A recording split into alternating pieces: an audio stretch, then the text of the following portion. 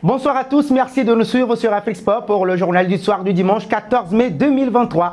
Nous commençons avec M. Sakni. Youssef M. Sakni, joueur de l'Arabie, vient d'être élu meilleur joueur de la saison 2022-2023 au Qatar. Cette récompense décernée par l'association qatari de football est plus que logique au vu de ses performances. Auteur de 13 buts et 5 passes décisives en 20 matchs de championnat avec son équipe d'Al Arabi, deuxième au classement, il a ébloui de sa classe et surtout de son sens du but, la Qatar Stars League QV 2022-2023.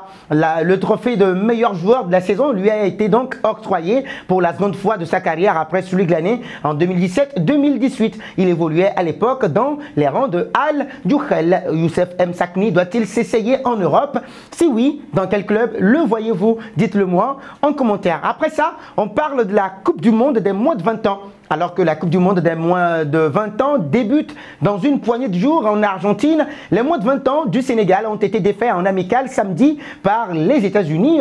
Forcément de mauvais augure pour la confiance des troupes de Malik Diaf qui auront toutefois l'occasion de se rattraper contre la Corée du Sud dans 3 jours, histoire de se remettre dans le sens de la marche avant de débuter le tournoi. Voyez-vous le Sénégal remporter la Coupe du Monde de la catégorie? Vos réponses sont attendues en commentaire. Nous filons en English Premier League avec Manchester City. Everton restait pourtant sur une incroyable victoire à Brighton and Hove Albion la semaine passée, mais avec cette nouvelle défaite justement, le club se rapproche dangereusement de la zone de relégation. 17e, les Toffees d'Everton ne comptent qu'un petit point d'avance sur Leeds United, 31 points, mais peuvent surtout se faire doubler par Leicester City, 19e, si les Foxes s'imposent contre Liverpool ce lundi. De son côté, leur adversaire du jour, Manchester City, consolide sa place de leader et commence à entrevoir le trophée de champion d'Angleterre de la saison 2022-2023 grâce à Ilkay Gundogan, 3-0 justement.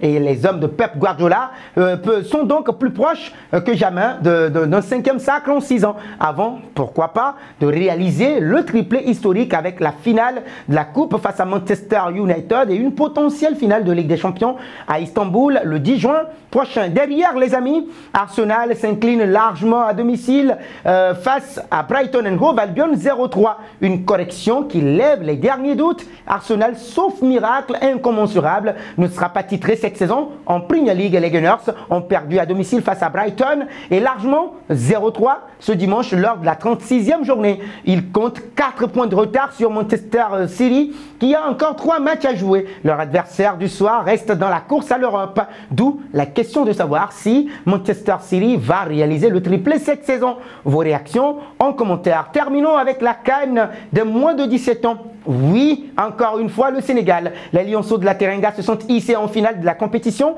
qui se déroule en Algérie en disposant difficilement d'une vaillante et valeureuse équipe du Burkina Faso qui a donné du fil à retordre aux Sénégalais. Après un nul 1 partout, c'est dans la séance fatidique des tirs au but que le Sénégal l'emporte après le dernier tir raté par le jeune attaquant burkinabé Souleymane Alio, qui voit sa tentative échouer sur la barre transversale du portier sénégalais Serigne Diouf.